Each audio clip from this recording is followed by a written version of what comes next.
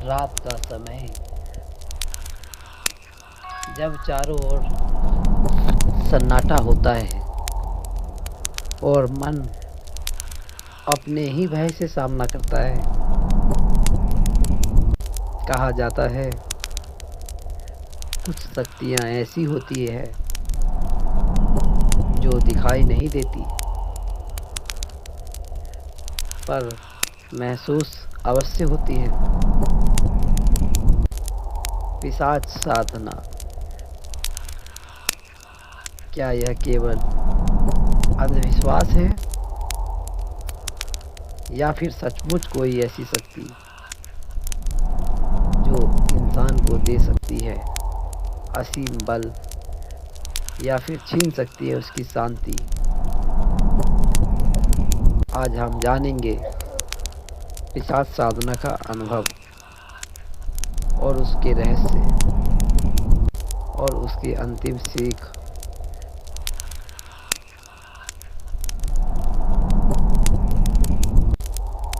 नमस्कार साधकों, आप देख रहे हैं मंत्र विज्ञान एंड नॉलेज एडवर्टाइजमेंट। आज का विषय अत्यंत रहस्यमय, गंभीर और चिंतन योग्य है। पिशाच साधना। पिशाच शब्द सुनते ही मन में भय, अंधकार और अनजाने संसार की छवि उभरती है।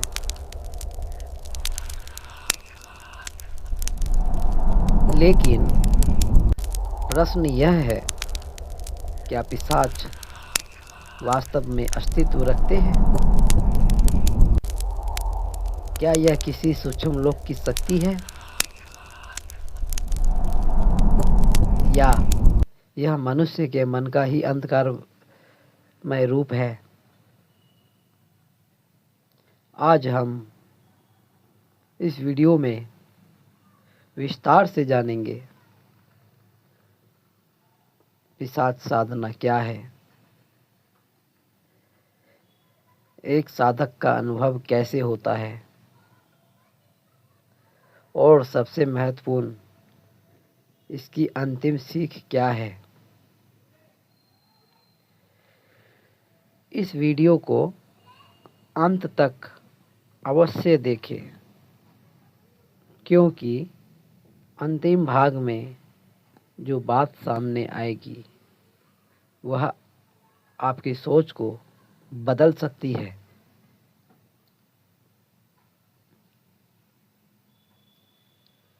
पिशाच का तात्विक अर्थ धार्मिक और तांत्रिक परंपराओं में पिशाच को एक प्रकार की सूक्ष्म और असंतुष्ट ऊर्जा माना गया है।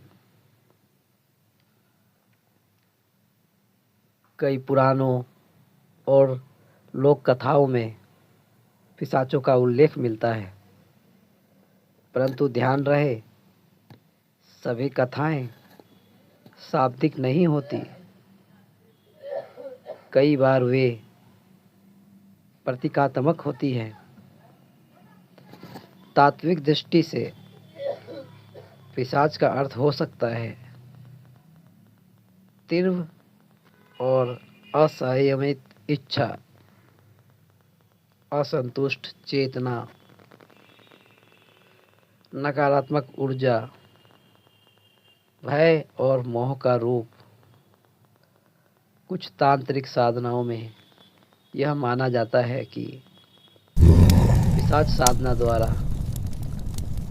ऐसी शक्तियों को नियंत्रित करने का प्रयास किया जाता है जो सामान्य दृष्टि से अदृश्य होती है, परंतु यह मार्ग अत्यंत कठिन और जोखिमपूर्ण माना जाता है।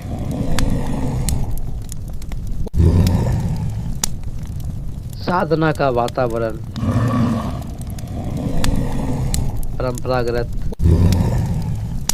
मान्यताओं के अनुसार पिशाच साधना राय की जाती है। शमशान भूमि में निर्जन और एकांत स्थान पर रात्रि के गहन समय में साधकों को आवश्यकता होती है गुरु से दीक्षा, विशेष मंत्र, रक्षा कवच और मानसिक स्थिरता। यह साधना केवल मंत्र जाप नहीं है,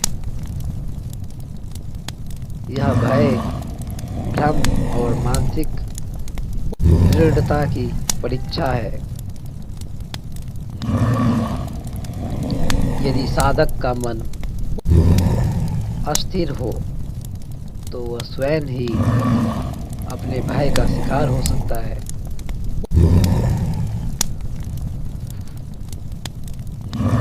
एक साधक का अनुभव एक साधक था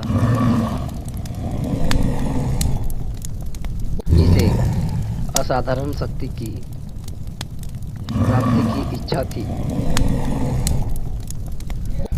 वर्षों तक उसने तपस्या की। अंततः उसने पिशाच साधना का संकल्प लिया। पहली रात्रि गहरा भय, दूसरी रात्रि विचित्र स्वप्न, तीसरी रात्रि उसे लगा जैसे कोई अदृश्य उपस्थिति उसके आसपास है। अचानक ठंडी हवा चलती, कभी मन में अजीब ध्वनियां गुजरती, कभी ऐसा प्रतीत होता जैसे कोई उसे देख रहा हो। परंतु गुरु के वचन उसे याद थे। भय को अपने ऊपर हावी मत होने देना। दिन बीतते गए, उसकी इच्छा शक्ति बढ़ने लगी, उसका आत्मविश्वास बढ़ा, लेकिन साथ ही उसका मन अशांत रहने लगा। वह क्रोधी हो गया, लोगों से दूरी बढ़ने लगी, रात्रि में नींद कम होने लगी। यहीं से सच्ची परीक्षा आरंभ हुई। प्रश्न यह था, क्या वह शक्ति का स्वामी बनेगा या शक्ति ही उस पर अधिकार कर लेगी?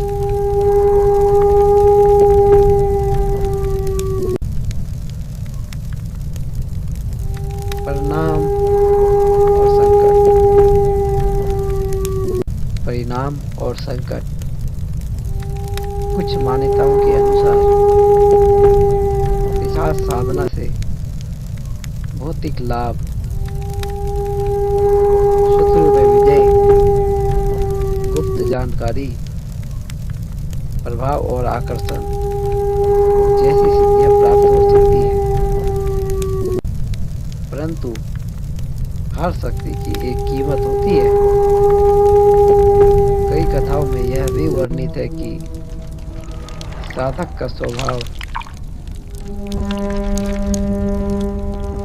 कठोर हो गया, परिवार से संबंध टूट गए, मानसिक संतुलन बिगड़ गया, वह स्थायी साथी बन गया। जब साधना का उद्देश्य केवल शक्ति प्राप्ति बन जाता है तो साधक आंतरिक शांति खो सकता है। अंतिम सीख।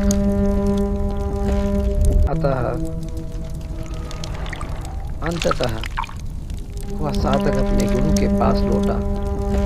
उसने कहा, गुरुदेव, मुझे शक्ति तो मिली पर शांति चली गई। गुरु ने शांत स्वर में उत्तर दिया, जो शक्ति अंधकार से प्राप्त होती है वो स्थायी प्रकाश नहीं दे सकती। यही इस साधना की सबसे बड़ी सीख है। सच्ची साधना वह है जो मन को स्थिर करे, जो आत्मा को परमात्मा में मिला दे,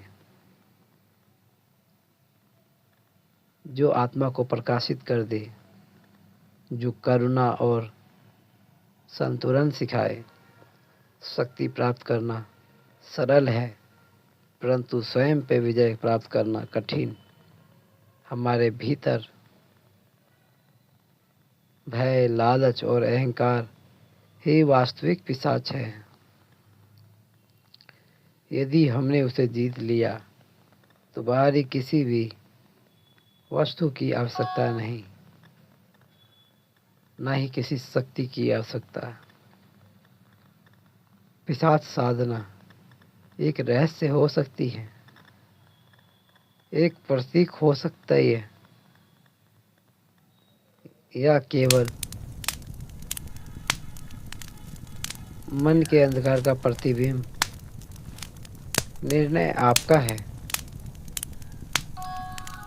यदि आपको यह वीडियो ज्ञानवर्धन लगा हो तो इसे लाइक करें, सब्सक्राइब करें।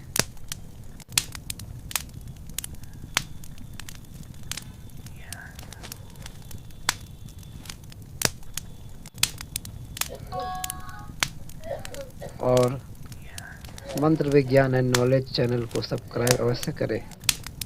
कमेंट में लिखें कि आप पिशाच को वास्तविक सत्ता मानते हैं या मन की आवश्यकता। अगले रहस्यमय